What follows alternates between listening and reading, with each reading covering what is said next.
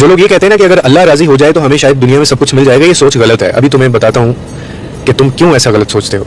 अगर अल्लाह राजी हो जाए तो ये ज़रूरी नहीं है कि आपको सब कुछ मिल जाए, बल्कि ऐन मुमकिन है कि वो राजी हो और तुमसे सारा कुछ ले लिया जाए, ये भी मुमकिन है।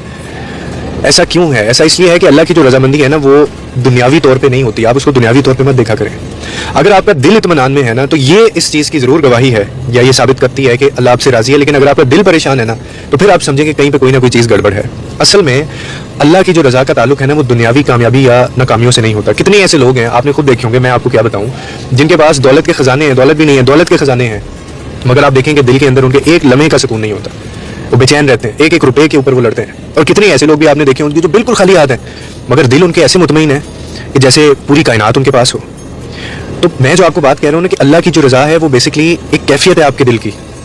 ये उस यकीन का नाम है कि जो कुछ मेरा रब मेरे लिए चाहता है वो मेरे हक में बेहतर करता है।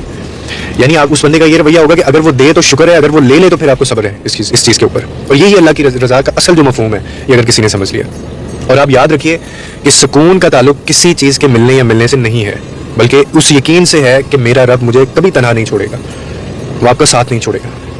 यानी आप ये देखें कि वो आपको अगर जख्म देता है तो इसलिए कि तुम दुआ सीखो, अगर वो कोई चीज़ छीनता है अपने बंदे से तो इसलिए कि तुम्हें सब्र मिले, अगर वो आजमाता है हम में से किसी को तो वो इसलिए कि हमारा जो ईमान है वो निखर सके।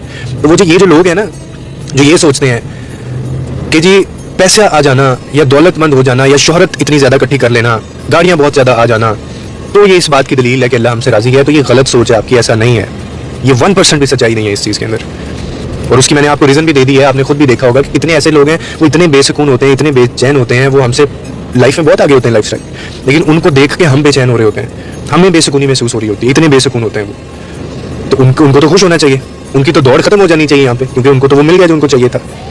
तो असल में आप कभी भी ये गलती मत कीजिएगा, ये लिख लें मेरी बात, कि अल्लाह की रज़ा को या सुकून को आप दुनियावी चीज़ों से ना जोड़ लेना, दुनियावी चीज़ों से उसको मत जोड़ लेना, या चाहे कामयाबी हो चाहे नाकामी हो, दोनों चीज़ें इस पर अमल पैरा नहीं होती।